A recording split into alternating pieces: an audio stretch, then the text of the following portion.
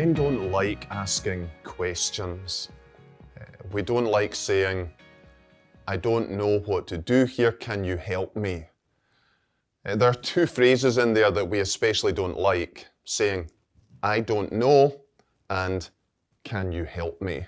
And we don't like it because it's humbling.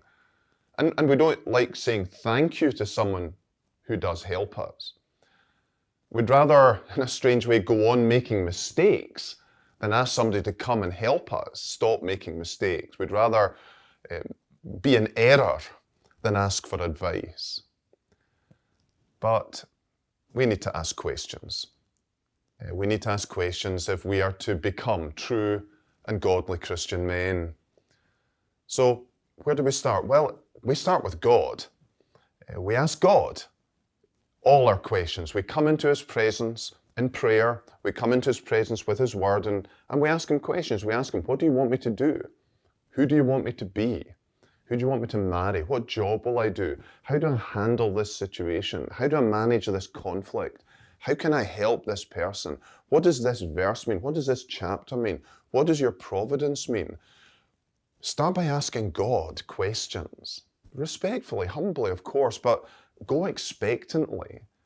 He loves to teach the teachable. He loves to answer our questions. And sometimes He'll answer them in prayer, sometimes directly in His word, sometimes through providence, sometimes through one of His people, but He answers our questions. So ask God. Get in the habit of bringing your questions to God. Secondly, ask Dad. I read an article not so long ago that was entitled, "YouTube is my father."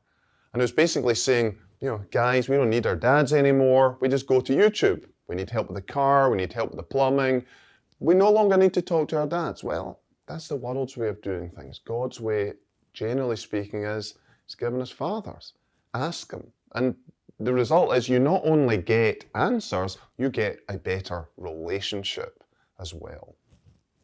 Thirdly, ask your pastor. Now, don't ask your pastor all the questions in the world. He's your pastor. He's concerned about your spiritual state. So ask him spiritual questions. He's not an agony aunt. And when you ask him, email him a question, say, "Look, Pastor, there's no rush here. Take your time. So don't put extra pressure on him." But in time, he'll come back to you. Pastors love to answer questions from their members. So ask your pastor. Then ask other men in your congregation, especially mature, godly men. They have a wealth of experience. Build a relationship with them. Maybe ask one of your elders to go out for breakfast or lunch once a month or every 2 months. Some people call this mentoring. I call this common sense. Maybe build up some questions over some weeks and come and say, let's really make use of this time together. Can you help me with these questions? And offer to pay for lunch as well. Don't always expect him to pay. So ask other men. Ask women. Women have a lot of wisdom, especially intuitive wisdom.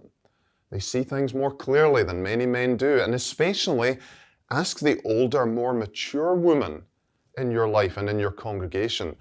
Some of them, they're more like Socrates in their wisdom. They might look old and grey and irrelevant, but they've been around the block. They know life. They probably have more wisdom in half of their brain than we ever will in our full brains. So ask women as well. Now notice I haven't said ask your friends, your buddies. Why is that? Well, they're not tested. They're not proven. It's like a baby asking another baby how to walk. It's the blind leading the blind. You both fall into the ditch. So that's not your first port of call, and it's not your most reliable port of call.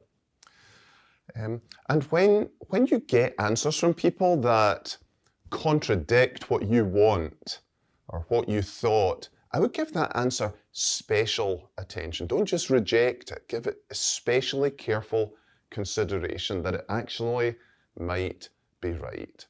The wisest people in the world that I've ever met have been great questioners. Not just when they're young, but right through their age. People even with grey hairs still are great questioners, and that's what makes them so wise. So if you learn how to ask questions at a young age, you will eventually accumulate such a wealth of wisdom and knowledge that people will ask you questions, and you might actually have something sensible to say to them then. Real men ask questions.